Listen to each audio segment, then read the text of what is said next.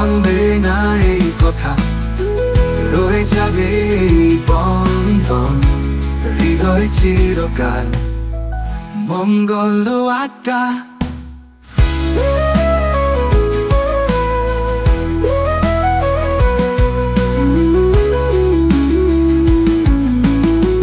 মঙ্গল আড্ডা।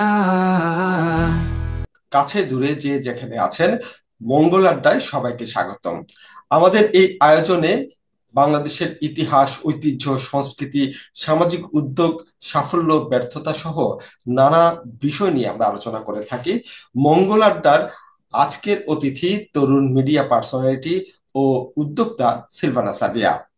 সিলভানা, আপনাকে স্বাগত আমাদের আজকের আয়োজনে। অনেক ধন্যবাদ মানিক, আমাকে তুমি ডেকেছো তোমার প্রোগ্রামে। খুব ভালো লেগেছে। সবাইকে যারা উপস্থিত দেখতে পাচ্ছে আমাদেরকে, সবাইকে শুভেচ্ছা এবং ধন্যবাদ যে আমরা কথা বলবো, আপনারা শুনবেন। আপনি দীর্ঘদিন মিডিয়ার সাথে জড়িত ছিলেন এবং টেলিভিশনের একজন উপস্থাপিকা, অনুষ্ঠান প্রযোজক, ব্যবস্থাপক, এমনকি একুশে টেলিভিশনের অনুষ্ঠান বিভাগের নেতৃত্ব দিয়েছিলেন। এই যে মিডিয়ার দীর্ঘদিন ধরে আপনি কাজ করলেন, টেলিভিশনে এই যাত্রা কিভাবে শুরু হয়েছিল? আচ্ছা, মিডিয়াতে আসার যাত্রা শুরু হয়েছিল আমার AHQ, অ্যাড হেডকোয়ার্টার নামে একটা অ্যাড ফার্ম, সেখান থেকে। তাপসদার সেই অ্যাড ফার্মটা ছিল। আহ মুন্নি সাহার ফ্রেন্ড যে, ওনার অ্যাড ফার্মের থেকে আমার শুরু মিডিয়া জগতে। তার আগে আমি টিচিং প্রফেশনে ছিলাম। তো ওখানে ক্রিয়েটিভ হেড হিসেবে ছিলাম, মানে ক্রিয়েটিভ অ্যাডের যে কনসেপ্ট গুলো, ওগুলো তৈরি করতাম অনেকগুলো। তারপর পে অফ লাইন এ ধরনের, তারপর অ্যাডের চার্ট, পুরা প্রোগ্রাম, মানে কিভাবে ভিজুয়ালি একটা অ্যাড আসবে, পুরা 30 সেকেন্ডকে বাই ফ্রেম আমাদেরকে সাজাতে হতো। তো সেই ব্যাকগ্রাউন্ড থেকে আমি তারপর টিভিতে আসা। টিভিতে যে আসলেন, মানে আচ্ছা। আপনার হুম। লক্ষ্য উদ্দেশ্যটা কি আসলে মিডিয়াতে কাজ করার উদ্দেশ্য নিয়ে এসেছিলেন, নাকি শখে শখে চলে আসা, বা আহ, হয় না যে নদী স্রোতের মতো ভাসতে ভাসতে চলে আসা? আসলে কিভাবে এসেছিলেন? এটা আসলে হয়েছে অনেকটা নদী স্রোতের মতোই। আমার ফ্যামিলি ব্যাকগ্রাউন্ডে মিডিয়া ছিল না। আমি যতটুকু জানি যে আহ, আহ, একটা ক্যারেক্টার আপনার সাথে যুক্ত আছে, যিনি হচ্ছেন আমাদের আমিনুল ইসলাম খোকন। উনি, হ্যাঁ, হ্যাঁ, মানে আমার ইনাদিল্লাহ। আমার জায়গা থেকে যদি আমি বলি, উনি ছিলেন হচ্ছে আমার গুরু, মানে মিডিয়ার গুরু সেই চ্যানেলে। আমারও। মানে মানে আমিনুল ইসলাম খোকনের প্রতি আমরা আসলে শ্রদ্ধা জানাতে চাই। উনি গত বছর আমাদের ছেড়ে আসলে চলে গেছেন। আহ, তার সম্পর্কে আপনার কিছু বলার আছে কিনা, খোকনদার সম্পর্কে? আমার প্রথম ইটিভিতে আমার সিভিটা আমি ওনার হাতেই দিয়েছিলাম, আমিনুল ইসলাম খোকন ভাইয়ের হাতে। ক্যামেরাম্যান জাহিদ ভাই, ওনার থ্রুতে উনি আমাকে নিয়ে গিয়েছিলেন আমিনুল ইসলাম খোকন ভাইয়ের কাছে। তো ওনার কাছে সিভিটা দিয়ে আসা হয়েছিল, বেসিক্যালি যে নিউজ প্রেজেন্টার অথবা হচ্ছে অফিসিয়াল জব, যেহেতু আমি MBA করি, ম্যানেজমেন্টের কাজ এই ধরনের আর কি করার জন্য। নিউজ প্রেজেন্টার হিসেবে খুব একটা কনফিডেন্ট ছিল না আমার, কনফিডেন্স তখন। তো ওনারা যদি শিখে নেন এরকম টাইপের কথা হয়েছিল, বাট আমার এমনিতে অফিসিয়াল জবের জন্যই আমি ওখানে। তারপরে স্ক্রিনে কিভাবে আসলেন? স্ক্রিনে আমার কাজ আরো আগেই করা হয়েছে। আমি যখন অ্যাড ফার্মে ছিলাম তখন ডেকো ফুডস এর কাজ করেছি। তারপর স্কোয়ার হসপিটালের অ্যাডে আমার কাজ করা হয়েছে। তারপর গ্রামীণ ফোনের বেশ অনেক অ্যাড করা হয়েছে, অফার, তারপর হচ্ছে বিলবোর্ড, আমার সারা বাংলাদেশে ছিল। তো ওইটাতে একটা ব্যাকগ্রাউন্ড ছিলই। আর যেহেতু এডুকেশনের কারণে আমি ম্যানেজমেন্টে জব করেছি, কিন্তু ফ্যাসিনেশন স্ক্রিনের সাথে কাজ করার তো আমার আগে থেকেই, কারণ যেহেতু ক্রিয়েটিভ হেডও ছিলাম। তো যখন টিভিতে কাজ করছি এবং দেখছি যেটা আর্নিং সোর্স এটাই, তো এখানে কি কি যাচ্ছে স্ক্রিনে সেটা মনিটর করছিলাম। তখন ভাবলাম যে কোনো রান্নার প্রোগ্রাম নেই, একটা রান্নার প্রোগ্রাম দরকার। তো সেক্ষেত্রে কাকে নেওয়া যায়, সিদ্দিকা কবির রেসিপি তখন খুব হিট চলছে আর কি এনটিভির। তো তার সাথে টেক্কা দিয়ে কাকে আনা যায়। তখন আমি অ্যাড ফার্মে কাজ করার সুবাদে টমি মিয়ার সাথে আমার পরিচয় ছিল। হুম। সেভাবে টমি মিয়া ভাইকে নিয়ে আসা, এবং তখন আমাকে প্রপোজ করা হয় যেন আমি উপস্থাপনাটা করি। আমার সেই থেকে শুরু আর কি, এবং টিভি জগতে, এই টিভিতে। প্রোগ্রামটি খুব জনপ্রিয় একটি প্রোগ্রাম ছিল, টমি মিয়ার কিচেন। আমি যতটুকু মানে সেই সময় তো আমরা টমি মিয়ার রেসিপি, হ্যাঁ। টমি মিয়ার, হ্যাঁ, আমি 7 বছর 8 বছরের মতো হ্যাঁ। করেছি তারপর প্রোগ্রামটা। তারপর একটি খুবই জনপ্রিয় একটি অনুষ্ঠান ছিল ধুমতানা। এইটার হুম। ব্যাপারটা যদি একটু বলতেন।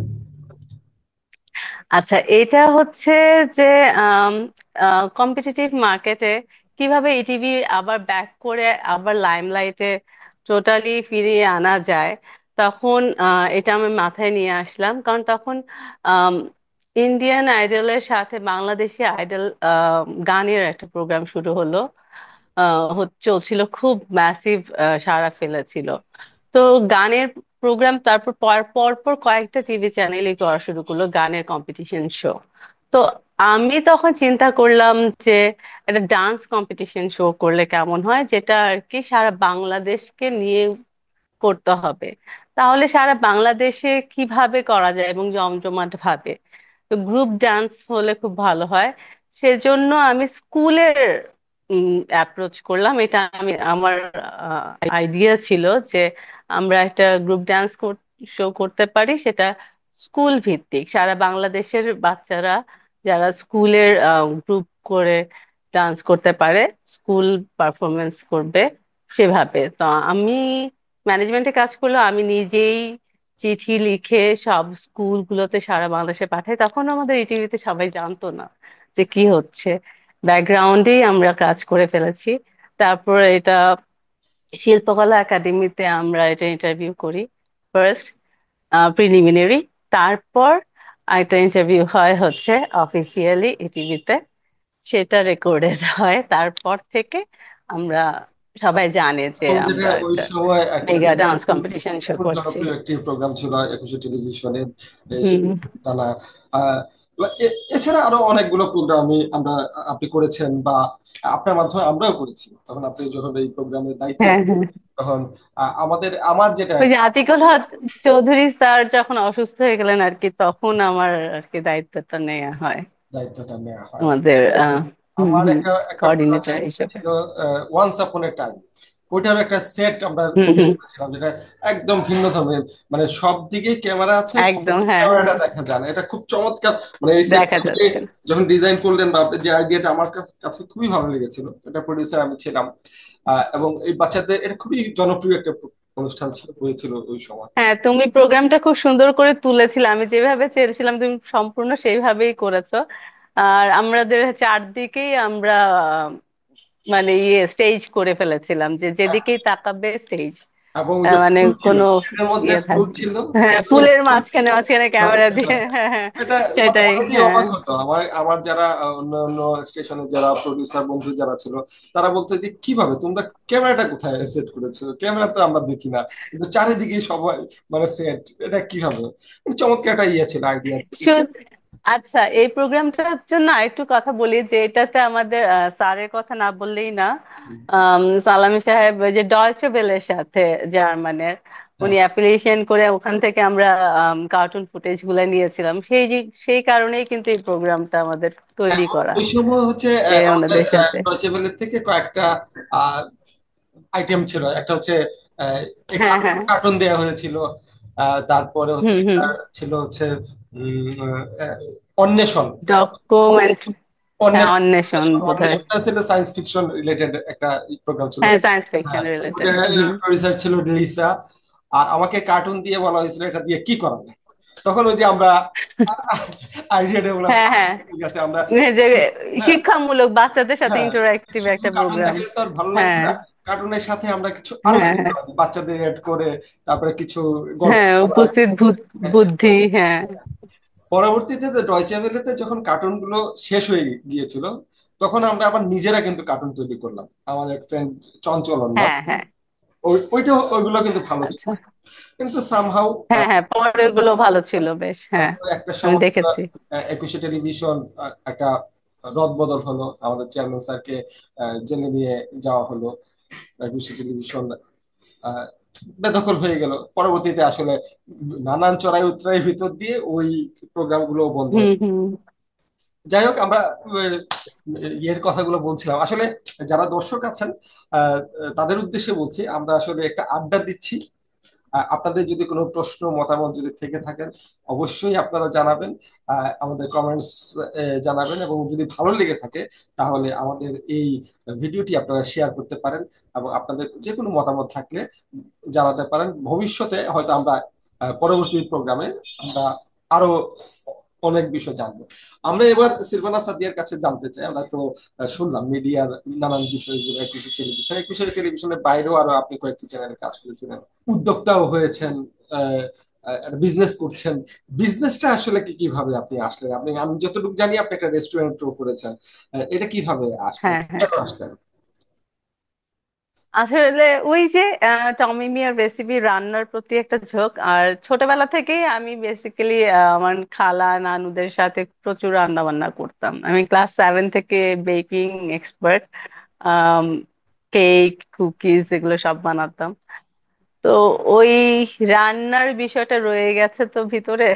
তো ওইটা থেকেই আসলে রেস্টুরেন্টের ইচ্ছা। আর আরেকটা জিনিস যে আমি দেশের বাইরে ছিলাম যখন, তখন আমি দেখেছি যে টু গো বক্স কিভাবে নিয়ে মানুষ বা যে বাংলাদেশে যখন এসে দেখলাম আর কি, যে সব ক্যাফে গুলো একটা স্ট্যাটাসের লেভেলের মানুষরা অ্যাভেল করতে পারে, মানে একটা হাই স্ট্যাটাসে নিয়ে চলে গেছে, এটা সবার জন্য না। কিন্তু আমি চাইলাম যে এমন একটা করি যে রেস্টুরেন্টটা যে এমন সাশ্রয়ী মূল্যে যেটা সবাই অ্যাভেল করতে পারবে, কিন্তু স্ট্যাটাসটা ওই লেভেলের হবে, মানে চাকচিক্য। টেস্টটা ওই লেভেলে থাকবে, হুম মানটা হুম থাকবে, হুম। স্বাদ ভালো থাকবে, কিন্তু ওই মানে সাধ্যের মধ্যে, হ্যাঁ। খাদ্যের মধ্যে থাকবে। হ্যাঁ, সাধ্যের খুব ভালো মধ্যে, কনসেপ্ট। হ্যাঁ হ্যাঁ হ্যাঁ। তারপরে এটা এটা আসলে এখন কি অবস্থা, বা আপনারা এটা কি কেমন চলছে? এটা আমি এখন এই রেস্টুরেন্টটা এখন আমি আসলে খুব ছোট আকারে দিয়েছি একটা। তো এটা পারফরমেন্স হচ্ছে, এই এরিয়ার মানুষ সবাই খুব হ্যাপি, এবং ডেকোরেশন টেকোরেশন দেখে সবাই খুব খুশি হয় যে এরকম পাড়ার ভিতরে একটা রেস্টুরেন্ট পাওয়া, নিরিবিলিতে বসে কফি খাওয়া বা গল্প করার জন্য ভালো জায়গা। তো ভবিষ্যতে ইচ্ছা আছে এটাকে এই টাইপের করেই ছোট ছোট বিভিন্ন পাড়া মহল্লায় যদি করা যায়, এবং অন্যরা যারা উদ্যোগী হতে চায় আমার মতো তারা আমার সাথে একসাথে হয়ে আমরা দিতে পারি। আমার একটা ফ্রেন্ড অলরেডি কথা বলছে আমার সাথে যে ওর এরিয়াতে একটা ও দিতে চায়। তা আমি বলেছি আমরা যে ঠিক আমরা আছে, এই আমি মুহূর্তে সম্পূর্ণ আপনার হেল্প করব। আপনার রেস্টুরেন্টের কিছু কয়েকটা চিত্র আমরা একটু দেখে নিতে চাই। আমরা একটু দেখাই দর্শকদের কাছে।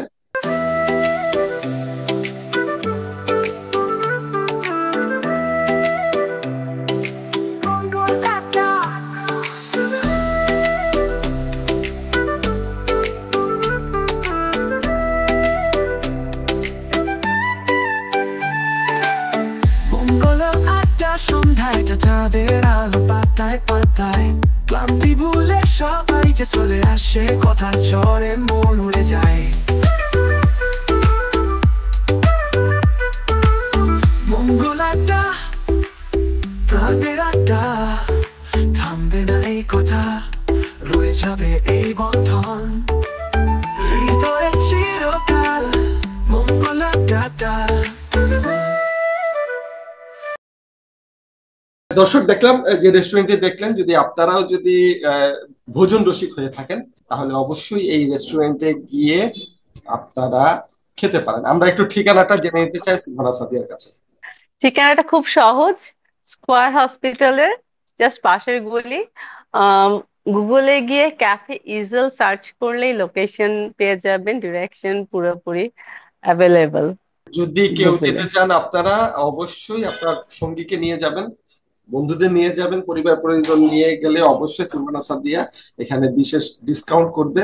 এবং আমাদের দর্শক যারা আছে, বিশেষ করে এমএস মিডিয়ার দর্শক যদি কেউ থেকে থাকেন, অবশ্যই এটা আলাদা একটা ডিসকাউন্ট হবে নাকি? হ্যাঁ অবশ্যই, এসে যদি নাম বলতে পারে, তোমার নাম বলতে পারে, অবশ্যই আমি ডিসকাউন্ট দিয়ে দিব, আমি বলে রাখবো। আর আমরা ফুড পান্ডা দুটাতে অ্যাভেলেবল আছে, আপনারা অর্ডারও করতে পারবেন। আহ, অসম্ভব গুণের অধিকারী সিলভানা সাদিয়া, দিকে যেমন মিডিয়া পার্সোনালিটি, তারপর নেতৃত্বের যে গুণাবলী সেটা যেমন আছে, তেমনি উদ্যোক্তা, অসম্ভব প্রাণশক্তির অধিকারী দর্শক। মানে উনি আমার বস ছিলেন, আমার বন্ধু ছিলেন। বন্ধু তো সবসময় এখনো আছেন, সবসময় বন্ধু সবসময় আমরা, বস বলাটা দরকার নাই, আমরা আমরা অলওয়েজ কাজের ক্ষেত্রে তখনও বন্ধুই ছিলাম। তখনও বন্ধু ছিলাম, এখনো বন্ধুত্বপূর্ণ হ্যাঁ, সেই সম্পর্কটা সবসময় আমরা যখন যেখানে থাকি মোটামুটি খোঁজ খবর রাখি আর কি।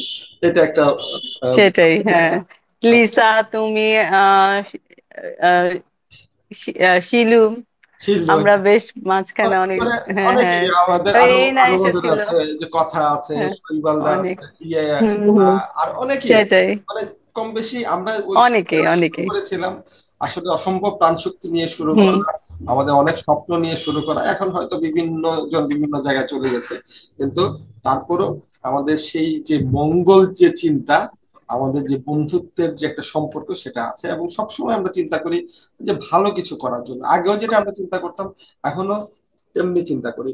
সাম্প্রতিক সময়ে একটু আলোচনাটা যদি আমরা ঘুরাই, যে আমরা একটা গণ অভ্যুত্থানের মাধ্যমে একটা সরকার পতন হলো, আমরা একটা স্বপ্ন দেখেছিলাম যে 15 বছরের যে অপশাসন দুঃশাসন যাই বলি না কেন, সেখান থেকে আমরা আমাদের দেশটাকে একটা সুন্দরভাবে গড়ে তুলবো। কিন্তু সাম্প্রতিক সময়ে আমরা যে সমস্ত ঘটনাবলী দেখছি, এই বিষয়টা আপনাকে আসলে কতটা উদ্বিগ্ন করে? সাম্প্রতিক সময়ে আমি যেটা দেখতে পাচ্ছি এটা আমাকে অনেক বেশি উদ্বিগ্ন করে, কারণ আম, এতটা সহিংসতা, হিংস্রতা, রক্তের বন্যা ছড়াছড়ি, মানে আমরা ভেবেছিলাম যে জুলাই অভ্যুত্থানের পর এটা শেষ হয়ে যাবে, আমরা একটা সুন্দর বাংলাদেশ, নতুন বাংলাদেশ দেখব। কিন্তু তা সেই স্বপ্নটা আসলে স্বপ্নই রয়ে গেল, বাস্তবতায় রূপ নিতে এখনো নিতে পারেনি।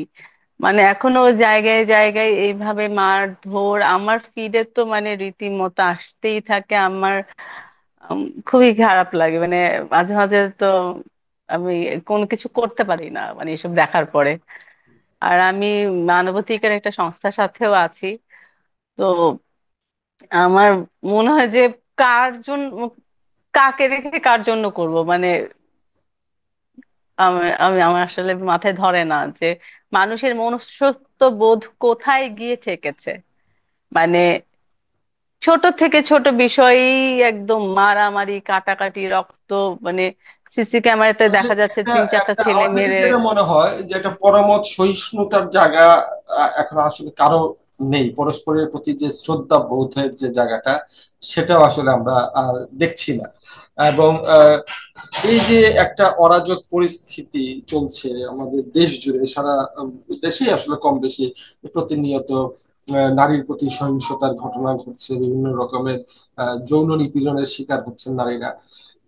মানে এইটার কি আসলে আমাদের যে জুলাইয়ের যে অভ্যুত্থানের যে একটা মূল চাওয়া যে ছিল, সেখানে কি আসলে সাংঘর্ষিক মনে হয় কিনা আপনার কাছে? হ্যাঁ, সাংঘর্ষিক তো অবশ্যই, কারণ যারা জুলাই অভ্যুত্থানের কারণে আম, যাদের ক্ষতিগ্রস্ত হয়েছে, যারা যে দল, তারা তো অবশ্যই এই সরকারকে কোনোভাবেই মেনে নিতে পারছে না। তারা এক ধরনের অরাজকতা সৃষ্টি করে যাচ্ছে অলওয়েজ, যে অশান্তি তে থাকার জন্য, স্থিতিশীল পরিবেশ যেন না হয় সেটা করতে চাচ্ছে। এবং আরেকটা জিনিস হচ্ছে, বাংলাদেশের আমাদের বাঙালি মেন্টালিটি খুবই খারাপ, আমরা খুবই সুযোগ সন্ধানী একটা জাতি। আহ যখন যেখানে সুযোগ পাই সেখানেই আমরা ঢুকে যাই নিজের স্বার্থটা হাসিল করে নেওয়ার জন্য। তো এই দিকগুলো আমাদের যে নীতির জায়গাগুলো আমাদের খুবই খারাপ। আম, এখন এই যে পুলিশ প্রশাসনকে এতটাই মানে ওই গণ অভ্যুত্থানের মাধ্যমে এইভাবেই ওদেরকে ইয়ে করা হয়েছে যে এখন এই পুলিশ একা রাস্তায় বেরোতে ভয় পায়। তারাই আসলে অনেকটা ভঙ্গুর একটা পরিস্থিতির মধ্যে আসলে ঢুকে পড়েছে। শৃঙ্খলা যখন ঠিক নাই, মানে যখন মানুষ আর মানছে না আইন শৃঙ্খলা রক্ষাকারী বাহিনীকেই মানছে না, তখন তো তুমি সুশৃঙ্খল একটা জাতি কখনোই আমরা ভাবতে পারি না। তো এইটার দিকে খুবই বেশি সরকারের নজর দেওয়া উচিত আমি মনে করি। যে আম, এই শৃঙ্খলা বাহিনীর কিছু পদ চেঞ্জ করে, ওদের ড্রেস আপ চেঞ্জ করে, নতুন ভাবে র্যাব যেভাবে ফর্ম হয়েছিল সেইভাবে পুলিশ ডিপার্টমেন্টটাকে ঢেলে আরেকবার সাজিয়ে মানুষের কাছে অন্যভাবে উপস্থাপন করা এই সরকারের উচিত। তাহলে মানুষ আবার একটা নতুন ভাবে এই রেসপেক্ট দিতে শুরু করবে এই ডিপার্টমেন্টকে। যে যে কোনো পরিস্থিতিতে, মনে করেন একটা সরকার আসবে, একটা সরকার যাবে, বাংলাদেশের জনগণ আসলে কি চায়? বাংলাদেশের মানুষ চায় হচ্ছে যে একটা স্বস্তি। আমরা গত যদি 54 বছরের ইতিহাস আমরা যদি ধরি, সেখানে আমরা দেখি যে এই পর্যন্ত 12টি নির্বাচন হয়েছে, এবং বাংলাদেশে যতগুলো সংকট, আসলে মূল সংকটটাই হচ্ছে নির্বাচন। নির্বাচনকে কেন্দ্র করেই কিন্তু সেই 1971 সালে মুক্তিযুদ্ধ হয়েছিল। 70-এর নির্বাচন ওরা মেনে নেয়নি বলেই তো আসলে 71-এর মুক্তিযুদ্ধ। কিন্তু পরবর্তী সময়েও আমরা দেখলাম যে প্রতিটা নির্বাচনকে কেন্দ্র করেই আসলে আমাদের জাতীয় সংকটটাই আসলে তৈরি হয়। তো আগামীতে একটি নির্বাচনের জায়গা আসছে, বা নির্বাচনের একটা রোডম্যাপও ঘোষণা করেছে নির্বাচন কমিশন। সরকার চাইছে যে ফেব্রুয়ারিতে নির্বাচন হবে, কিন্তু যে পরিস্থিতি তৈরি হয়েছে সেই পরিস্থিতিতে আসলে নির্বাচন কতটুকু হবে, বা এই নির্বাচনের পরিবেশ ফিরিয়ে আনার জন্য আমার কাছে যেটা মনে হয়, সবার আগে প্রত্যেকটা মানুষকেই সচেতন হতে হবে। সবার আগে প্রত্যেকটা মানুষকেই, মানে দেশ আগে, সবার আগে দেশ। আমরা যদি দেশটাই যদি না থাকে, আমাদের যদি এইরকম চরম বিশৃঙ্খলার মধ্যে দিয়ে চলতে চলতে চলতে একটা সময় দেখা যাবে যে বহির শত্রুরাই যদি আমাদের উপর আক্রমণ করে, আমরা এখন ভাতৃঘাতী সংঘাতের দিকে যাচ্ছি, সেটা আমাদের জন্য খুবই ভয়ঙ্কর হয়ে উঠবে বলে আমার মত মনে হয় আর কি। সেই কারণে আমি মনে করি প্রত্যেকেরই আসলে এই জায়গায় সতর্ক হওয়া উচিত, এবং দেশের প্রতি যে ভালোবাসা, মানুষের প্রতি ভালোবাসা, সেটাই আসলে বড় করে দেখা উচিত বলে আমার কাছে মনে হয়। আর আমি আসলে যেটা বলতে চাচ্ছি, যে আমি যদি ইতিহাসের দিকে যাই, যে নির্বাচন সংক্রান্ত আমাদের দেশের মানুষের মনস্তাত্ত্বিক অবস্থা বা কি ধরনের ইমপ্রেশন, তারা অলওয়েজ যাকে একবার দেখে তার পরিবর্তন রাইট। পরিবর্তন। তারা বাংলাদেশি জাতি কাউকে দিয়েই স্যাটিসফাইড না। কারণ আমাদের দেশে দুইটা বৃহৎ দল আছে। তারা হচ্ছে অলমোস্ট 50-50, মানে কেউ কারো চেয়ে কম না। তো এই জন্য দেশের মানুষ অলমোস্ট দুই ভাগে বিভক্ত। তো এক দল আসলে আরেক দলের অশান্তি, তো তারা চায় পরিবর্তন। তো এরকম না যে আমেরিকা বা অন্য দেশে যে একই জনকে দ্বিতীয়বার ভোট দিয়ে ক্ষমতায় জেনুইনলি এনেছে, আহ বাংলাদেশ কখনো ঘটে নাই। আমি দেখেছি যে এই সরকার গেল, তো নেক্সট টাইম আরেকজন, নেক্সট টাইম আরেকজন, বা না, তা না হলে যে থাকবে তাকে জোর করে থাকতে হয়েছে। জোর এরশাদও করে জোর থাকতে করেছিল হবে, অনেক তাকে বছর, আবার জোর করে, হাসিনাও জোর করেছিল। মানে হ্যাঁ। মানে শান্তিপূর্ণ ভাবে যে ক্ষমতার পরিবর্তন, সেটা আসলে হ্যাঁ, হ্যাঁ, মানে বাংলাদেশের 54 বছরের ইতিহাসে একবারই হয়েছিল, সেটা 2001 সালে। এছাড়া আর হয় না। হ্যাঁ, হ্যাঁ, হ্যাঁ, হয় একবারই নাই। হয়েছিল, তো একবার। এটা আমরা জাতি হিসাবে, এটা আমাদের জন্য আসলে চরম দুর্ভাগ্য যে আমরা স্বাধীনতা, যে হ্যাঁ, উদ্দেশ্য হ্যাঁ, নিয়ে আমরা স্বাধীন করলাম দেশ, এবং সেই উদ্দেশ্য বাস্তবায়ন, এই যে এবার যে 24-এর যে বিপ্লব হলো, বা আমরা গণ অভ্যুত্থান যদি বলি, এখানেও আমরা দেখেন যে উদ্দেশ্যগুলো ছিল, আজকে 1 বছর পর সেটা আবার উল্টা পথে হাঁটছে। যাই হোক, আমরা অন্য হুম, প্রশ্ন, হুম, হুম। আমরা যেহেতু মঙ্গলারটা, আমরা মঙ্গলজনক যে কথাবার্তা আছে সেটাই মানে বলতে চাই। আসলে। আমি আসলে হুম, হুম। রাজনৈতিক ভাবে অত বেশি যেতে চাই না, কারণ এটা আবার নানান ভাবে নানান সিচুয়েশন তৈরি করে। আমি আহ, যেহেতু রাজনীতির প্রসঙ্গটা আসলো, আমি জানি, যতটুকু জানি যে আপনি নিজেও একজন রাজনৈতিক পরিবারের সদস্য। আপনার রাজনৈতিক পরিবার এবং তার ব্যাকগ্রাউন্ডটা যদি একটু বলতেন আমার দর্শকদের উদ্দেশ্যে। আমার বাবা কিশোরগঞ্জ 3 আসন থেকে নমিনেশন চেয়েছিলেন 2006-এ, কিন্তু পরবর্তীতে অসুস্থ হয়ে যাওয়ার কারণে আব্বু আর ইলেকশনটা করতে পারেননি কিশোরগঞ্জ থেকে। তো সেই সুবাদে আর আব্বু তার চাকরি জীবনে সে সরকারি অফিসার ছিলেন তখন। আম, খুব একটা রাজনীতি প্র্যাকটিস করতে পারেননি, কিন্তু বিএনপি হিসেবে তাকে অনেক ঝামেলা পোহাতে হয়েছিল আওয়ামী লীগ আমলে। আহ, তাকে ডেপুটেশনের দিয়ে দেওয়া হয়েছিল, সরি, তাকে ওএসডি করে রেখে দেওয়া হয়েছিল ঢাকায়। তো সেই সব ভাবে আমরা অনেকভাবেই হেনস্থা হয়েছিলাম আর কি, রাজনৈতিক পরিবার হিসাবে। আগে তো আসলে রাজনৈতিক মাঠে ওইভাবে ছিলেন না, কিন্তু সাম্প্রতিক সময়ে আপনাকে না। বিভিন্ন জায়গায় দেখতে পাচ্ছি যে আপনি রাজনীতির হুম। মাঠে অ্যাক্টিভ হয়েছেন। এটার লক্ষ্য এবং উদ্দেশ্য কি, আসলে কি করতে চাচ্ছেন আপনি? আমি আসলে একটু দেশ নিয়ে কাজ করতে যাচ্ছিলাম, মানে আহ, বিভিন্ন সেক্টর গুলা যেগুলাতে আসলে মানুষের আহ, প্রয়োজন, যে তাদের হয়ে কথা বলার, বিশেষ করে নারীদের জন্য। তো আমি সেই কাজটা করতে চাচ্ছিলাম আর কি, যে নারীদের হয়ে ভোকাল হওয়ার। তো সেই দিকটাতে আম, কাজ করতে গিয়েই আমার আসলে রাজনীতির দিকে আসলে আস্তে আস্তে ঢুকে যাওয়া, যে নেত্রী কিছু বলতে যদি চাই বা কিছু যদি করতে চাই দেশের জন্য, তাহলে একটা প্ল্যাটফর্ম দরকার। সেই প্ল্যাটফর্মটা কি হতে পারে? তো সেইভাবেই আসলে রাজনীতির ভিতরে আমার প্রবেশ।